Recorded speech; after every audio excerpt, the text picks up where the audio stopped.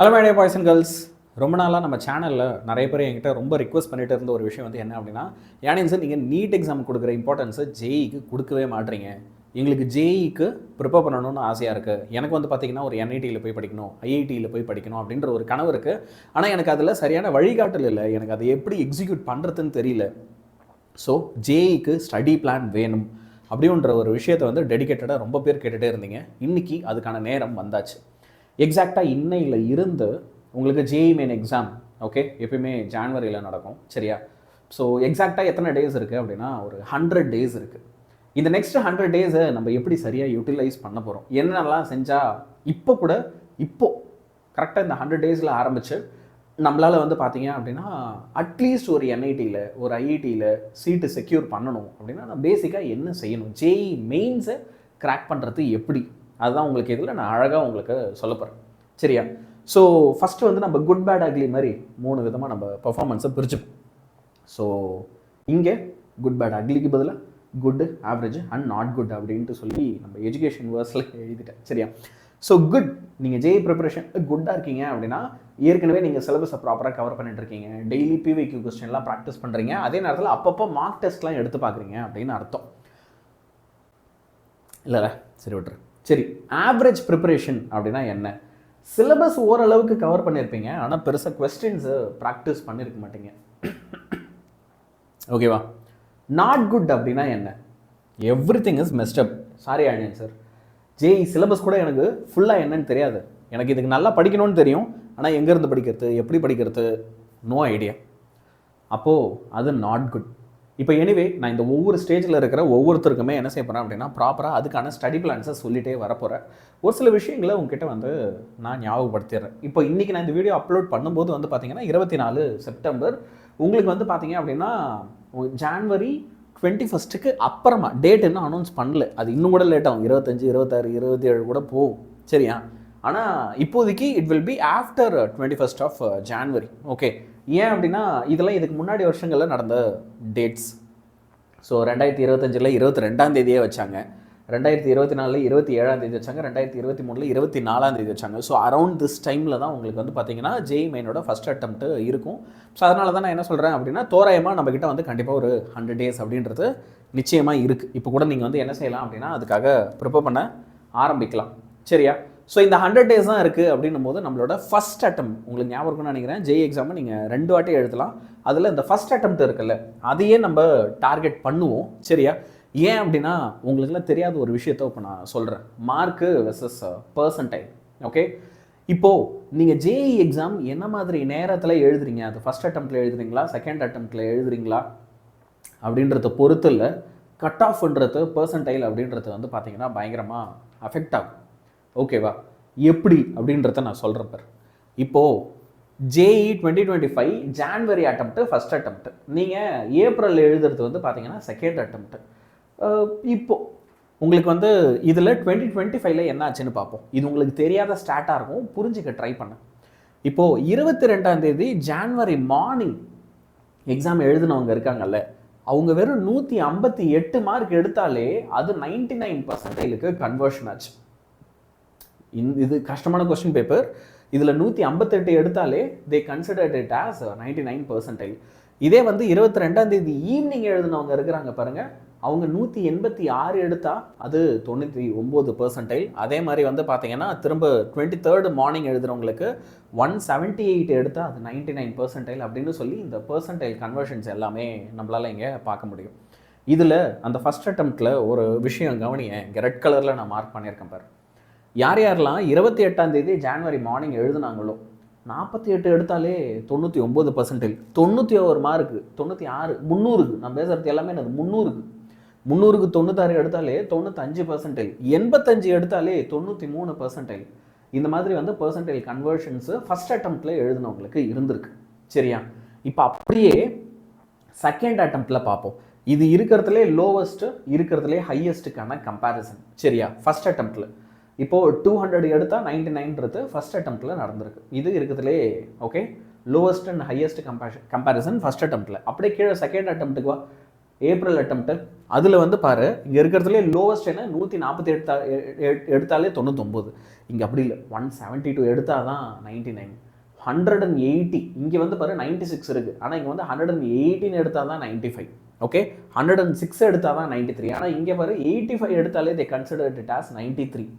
நீ first அட்டம்ப்ட்லேயே JE exam ஜான்வரியிலே எழுதுறதுக்கு ready ஆகிற அப்படின்னா the chances of you getting 99%, 95%, 93, அதாவது 94%க்கு மேலே ஸ்கோர் பண்ணுறதுக்கான வாய்ப்பு அதிகம். It's very very good. சரியா? இப்போது ஜேஇ மெயினோட கட் ஆஃப் ஒவ்வொரு வருஷமும் என்னவா இருந்திருக்கு, 2025, 2024, 2023 இதெல்லாம் எடுத்து பார்த்தோன்னா ஜென்ரல் கேட்டகரிக்கு 93.1, 2024 93.2, 2023 90.7. ஓகே, இப்போ EWS, OBC, NCL, SC, ST, PWD நீங்கள் என்னென்ன கேட்டகரியில் வரீங்களோ எல்லாத்துக்குமே வந்து அழகாக நான் இங்கே அந்த மாதிரி கட் ஆஃப் எடுத்து கொடுத்துட்டேன். நீ இதை ஒரு ஸ்க்ரீன்ஷாட் கூட எடுத்து வச்சுக்கோ. சரியா? ஸோ தட் உனக்கு நீ என்ன கட் ஆஃப் எடுக்கணுன்றதுல ஒரு கிளாரிட்டி இருக்கும். இப்போது நான் இந்த 99% வரேன். சரியா? இப்போது for cut off which is of 94%, JEE main 2026 safe score என்னவா இருக்கும் அப்படின்றது இது வேதாந்தோடைய ப்ரெடிக்ஷன். நான் மட்டும் இல்லை, வேதாந்தில் இருக்கிற சூப்பர் புத்திசாலியான மாஸ்டர் மைண்ட் டீச்சர்ஸ் எல்லாருமே உட்காந்து உங்களுக்கு இதை ப்ரிப்பேர் பண்ணியிருக்காங்க. ஸோ அவங்க என்ன சொல்கிறாங்க அப்படின்னா, நீங்கள் 300க்கு 100லேருந்து 140க்குள்ளே எடுத்துட்டீங்க ஃபஸ்ட் அட்டம்ப்டில், 300க்கு 100லேருந்து 140. ஓகே, அப்படின்னா அது 94%. அது வந்து என்னவா டிரான்ஸ்லேட் ஆகும், 94%. இப்போ ஒரு பேச்சுக்கு நீ 99% எடுக்கணும்னு ஆசைப்படுறேன்னா அப்போ ஸ்கோர் வந்து 190லேருந்து 220க்குள்ளே இருக்கணும் அப்படின்னு சொல்கிறாங்க. இப்போது கேள்வி என்னென்னா, இந்த ஸ்கோரை வச்சு இப்போ திருச்சி என்ஐடி இருக்குது, அப்போ அந்த மாதிரி என்ஐடிக்குள்ளே என்னால் போயிட முடியுமா? அதுக்கு நான் இங்கே வரேன். இப்போது என்ஐடி மாதிரியான ஒரு காலேஜில் நீ கம்ப்யூட்டர் சயின்ஸ் எடுக்கணும்னு நினைக்கிறேன், சிஎஸ்சி எடுக்கணும் அப்படின்னு நினைக்கிறேன். சரியா? அப்போது உங்களுக்கு வந்து டயர் 1, டயர் 2, டயர் 3ன்ட்டு வந்து என்ன பண்ணுவாங்க அப்படின்னா பிரிப்பாங்க. இதில் டயர் 1ல் நீங்கள் 210லேருந்து 240க்குள்ளே எடுத்துட்டீங்க அப்படின்னா உங்களுக்கு கம்ப்யூட்டர் சயின்ஸ் கிடைக்கும். 190லேருந்து 210க்குள்ளே எடுத்துட்டிங்கனாலும் டயர் 2ல் கிடைக்கும். இல்லை 140லேருந்து 185க்குள்ளே எடுத்தால் டயர் 3ல் வந்து உங்களுக்கு அது கிடைக்கும். எனக்கு சிஎஸ்சி வேணாம் சார், எனக்கு என்ஐடி உள்ளே போனால் போதும், என்ஐடி உள்ளே எனக்கு எந்த கோர்ஸாக இருந்தாலும் பரவாயில்ல, கடைசி அவைலபிள் கோர்ஸாக இருந்தாலும் பரவாயில்ல அப்படின்னா கட் ஆஃப் இங்கே வாயேன். 150லேருந்து 180, 140லேருந்து 150, 115லேருந்து 145. அப்போ இங்கே பாருங்கள், 115லேருந்து 145க்குள்ளே நீ எடுத்தால் கூட உன்னால் என்ஐடி திருச்சிக்குள்ளே போக முடியும் அவுட் ஆஃப் 300. ஓகே, அப்போது நீ மினிமம் 190லேருந்து 250 மார்க்ஸ்க்குள்ளே செக்யூர் பண்ணிட்டேன்னா கம்ப்யூட்டர் சயின்ஸை கண்டிப்பாக வந்து என்ன செய்யலாம் அப்படின்னா டயர் 1 அண்ட் டயர் 2 என்ஐடிஸில் செக்யூர் பண்ணிடலாம். இப்போது நம்மளோட திருச்சி என்ஐடி இருக்குல்ல, இது வந்து உங்களுக்கு டயர் 1 என்ஐடிஸில் வரும். இந்தியாவில் இருக்கிற மிகச்சிறந்த யூனிவர்சிட்டிஸில் ஒன்றது, இன்ஸ்டியூட்ஸில் ஒன்றது. அதனால் அது உங்களுக்கு டயர் 1ல் வரும். ஸோ அந்த டயர் 1, டயர் 2, டயர் 3ன்றது என்ஐடிஸோட ரேங்கிங். அப்போது உனக்கு தி பெஸ்ட் அப்படின்னா டயர் 1. ஆனால் ஒரு விஷயம் நல்லா புரிஞ்சுக்கோ, ஈவன் டயர் 3 என்ஐடி, ஓகே, அதாவது என்ஐடிஸ்லேயே வந்து லோவஸ்ட்டுன்னு கருதப்படுற ஒரு என்ஐடி கூட நம்ம தமிழ்நாட்டில் இருக்கிற தி பெஸ்ட்டுன்னு சொல்கிற நிறையா காலேஜஸ் விட பல மடங்கு சூப்பரான காலேஜஸ், பல மடங்கு ப்ரீமியமான இன்ஸ்டியூட்ஸ். அதனால் நான் என்ன சொல்கிறேன், கரெக்டாக பிளான் பண்ணி படி. நான் வந்து இல்லை, நீ எடுத்தால் வந்து ஆல் இந்தியா ரேங்க் 1 தான் எடுக்கணும் அப்படின்னு அவன்கிட்ட சொல்லு. நான் என்ன சொல்கிறேன், ஒரு 120, 130 மார்க்காவது எடுக்கிற அளவுக்கு படிய 300க்கு. அதுக்கான டாபிக் மட்டும் என்னன்னு தெரிஞ்சு நான் சொல்கிறேன், நான் எல்லாத்தையுமே உனக்கு சொல்கிறேன். அதுக்கான டாபிக்ஸ் என்ன, அந்த டாபிக்ஸ் எப்படி மாஸ்டர் பண்ணணும், அதுக்கான கொஸ்டின் எப்படி ப்ராக்டிஸ் பண்ணணும், ஒரு நாளைக்கு எவ்வளோ நேரம் படிக்கணும் இந்த 100 நாள் நான் சொல்கிறேன். புரியுதா? நீ 300க்கு படிக்க தேவையில்ல, ஆனால் 150க்கு படிக்கலாம்ல. அந்த 150க்கு படித்து நம்ம 125, 120 எடுக்கலாம்ல, என்ஐடியில் போய் படிக்கலாம்ல. எவ்வளோ சூப்பரான விஷயமா இருக்கும் அது. உனக்கு அதுக்கப்புறம் கிடைக்க போகிற வாழ்க்கையில் கிடைக்க போகிற வாய்ப்புகளை யோசிச்சுப்பார். அப்போ இந்த 100 days தான் இருக்குது. இப்போ நீ ஒரு மார்க் டெஸ்ட் ரீசெண்டாக ஏதாவது எடுத்த, ஓகே, நிறைய பேர் எத்தனை பேர் அந்த மாதிரிலாம் எடுக்கிற அப்படின்னு எனக்கு தெரியல. அதெல்லாம் அடிக்கடி ப்ராக்டிஸ் பண்ணணும். அப்படி பண்ணுறேன்னா, ஏன்னா ஜெய் முக்கியம், ஜெய் தான் சரி எனக்கு அப்படின்னா அதை செய்யணும் இல்லையா? அப்போ உன்னோட மார்க் இப்போ என்னவா இருக்குது, 200+, 150+, 100லேருந்து 140க்குள்ளேயா? இல்லை சார், எனக்கு தெரிஞ்சு நான் 100 கீழே தான் வருவேன். என்ன நீ ஃபீல் பண்ணுற? ஓகே, அதை எனக்கு என்ன பண்ணுங்கள், எல்லாருமே கமெண்ட்லேயுமே கண்டிப்பாக சொல்லுங்கள். இப்போது ஒரு 200+ நீங்கள் ஆல்ரெடி எடுக்கிறீங்க அப்படின்னு வச்சுப்போம். அப்போ திரும்ப திரும்ப விடாத மார்க் டெஸ்ட்டை எழுதிட்டே இரு, நிறைய கொஸ்டின் பேப்பர்ஸ் எடுத்து எழுதிட்டே இரு, நிறைய அட்வான்ஸ்டு லெவல் ப்ராப்ளம்ஸ் எல்லாம் சால்வ் பண்ணிகிட்டே இரு, நிறுத்தாது. சரியா? ஏன்னா நீ இதை கண்டிப்பாக பண்ணிகிட்டே வர அப்படின்னா உன்னால் டயர் 1 என்ஐடிஸ், இந்தியாவில் இருக்க மிகச்சிறந்த டயர் 1 என்ஐடிஸ்லேயே உன்னால் என்ரோல் ஆக முடியும். ஓகே யாழ்னியன் சார், நான் அதை இன்னுமே என் கோலை புஷ் பண்ணலான்னு நினைக்கிறேன். நான் ஒரு 150 இருக்கேன், 150 200+ எடுக்கணும்னு நினைக்கிறேன். சரியா, ஐம் ஸ்டக் இன் 150. ஓகே, அப்போது நான் வந்து என்ன செய்யலாம், 100 140 இருக்கிறவங்க நான் 200 போனோம் அப்படின்னா என்ன செய்யலாம், டெய்லி ஒரு மார்க் டெஸ்ட். ஓகே, அது வந்து எப்படின்னா சப்ஜெக்ட் வைஸாக கூட இருக்கலாம், ஃபுல் டெஸ்ட்டாக தான் இருக்கணும்னு அவசியம் இல்லை.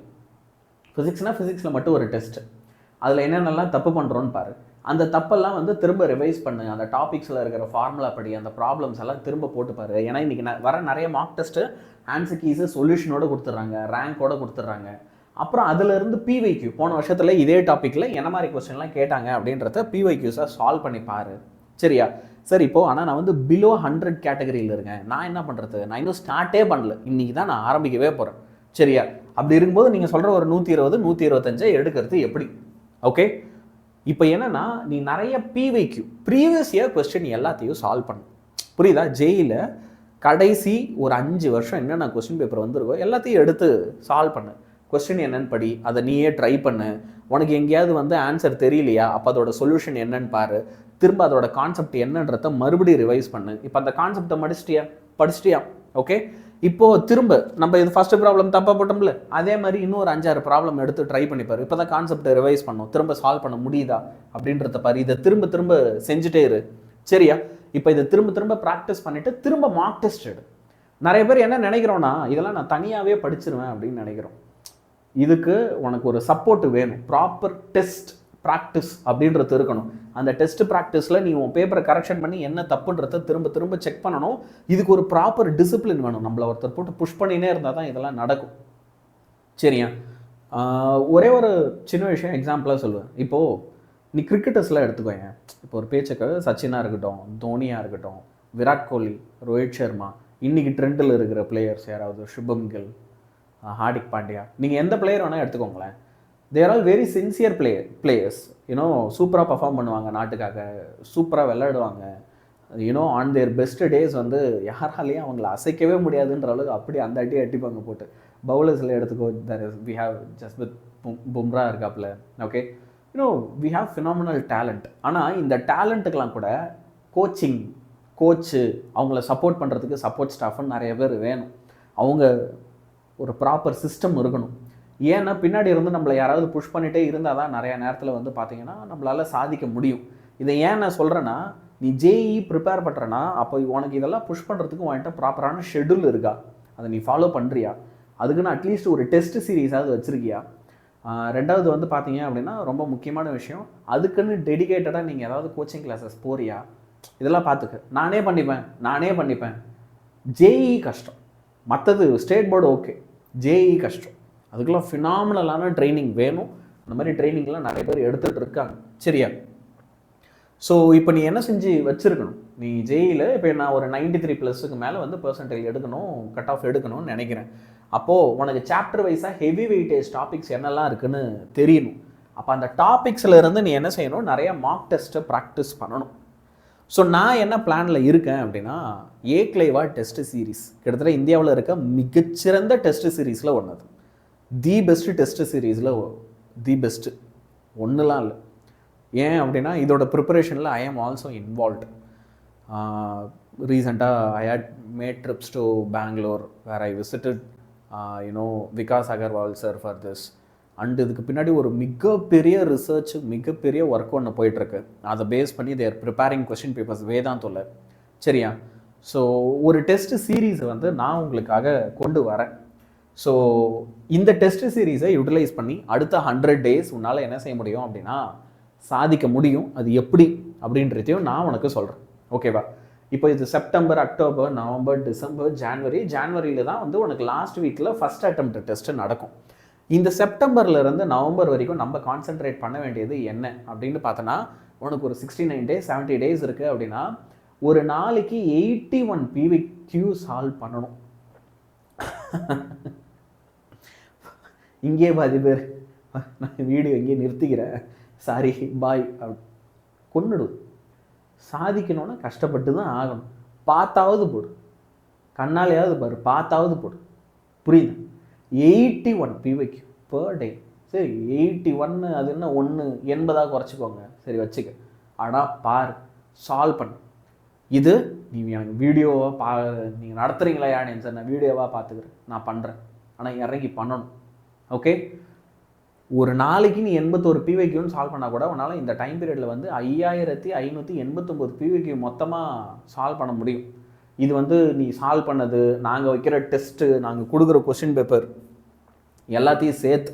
சரியா, டிசம்பர் 31 days இருக்குல்ல, இப்போ இங்கே தான் பார்த்தீங்கன்னா நீங்கள் ஹாஃப் எலி அது இதெல்லாம் பயங்கர ஆக்குப்பைடாக இருப்பேன். ஆனால் அந்த ஹாஃப் எலிலாம் முடிச்சு. ஓகே, இந்த டைமில் நீ என்ன செய்யணும் அப்படின்னா அட்லீஸ்ட் ஒரு 11 பார்ட் டெஸ்ட்டாவது எடுக்கணும்.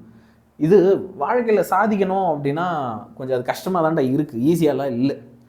உனக்கு மைண்டில் காரணம் ஏதோ ஒன்று தேடுற, இதை செய்யாமல் இருக்க அப்படின்னாலே கஷ்டம். புரியுதா நான் என்ன சொல்கிறேன்? அதுக்காக நம்மளால் முடியாது போல் கிவ் அப் பண்ணுன்னு சொல்ல. முதல்ல அந்த மைண்ட் செட்டை மாற்று. இதை செய்ய முடியாது அப்படின்றதுக்கு பதிலாக இதை எப்படி செய்ய முடியும்னு யோசி. நான் சொல்ல வர்றது புரியுதா? ஏன் இதை என்னால் செய்ய முடியாதுன்றதுக்கு பதிலாக என்னால் இதை எப்படி செய்ய முடியும், how can I do this within my schedule. தூக்கத்தை தியாகம் பண்ணணுமா, பண்ணு. புரியுதா? 6 மணி நேரம் தூங்குற சார், 4-4.5 மணி நேரம் தூங்கு. எப்போல்லாம் லீவ் விடுறாங்களோ அப்போல்லாம் கொஞ்சம் சேர்த்து தூங்கிக்க. தீபாவளி அது இதுன்னு வரும்போதெல்லாம் பகலில் கொஞ்சம் படுத்து தூங்கிக்க. ஆனால் உழைச்சிட்டே இரு. ஜான்வரியில் கடைசி ஒரு 20 நாள் நம்ம ஃபுல்லாக மார்க் டெஸ்ட் எடுக்கலாம். ஒரு நாளைக்கு 2 மார்க் டெஸ்ட்டை கூட எழுதி பார்க்கலாம். சரியா? ஏன்னா என்ஐடி தான் சார் என் கனவு, ஐஐடி தான் சார் எனக்கு கனவு, இந்தியாவில் இருக்க சிறந்த காலேஜஸில் நான் படிக்கணும் சார். இந்த உழைப்பு அதுக்குன்னு தேவைப்படுது. சரியா? அப்போது நீ அதை 100 days இதை ப்ராப்பராக படிக்கிற அப்படின்னா ஓகே, உனக்கு அது வளர்ச்சியை கொடுக்கும். நீ டாப்பராக தான் இருக்கணும் அப்படின்லாம் அவசியம் இல்லை, நீ பிகினராக கூட இருந்துட்டு போ. ஆனால் you need to be relentless. Rest இருக்கக்கூடாது, தூக்கம் ரொம்ப அத்தியாவசியமாக எவ்வளோ தேவையோ அது மட்டும் இருந்தால் போதும். உழைப்பு உழைப்பு உழைப்பு. நீ யோசிச்சுன்னு வச்சுக்கோயேன், உன்னால் இது செய்ய முடியாமல் இல்லை.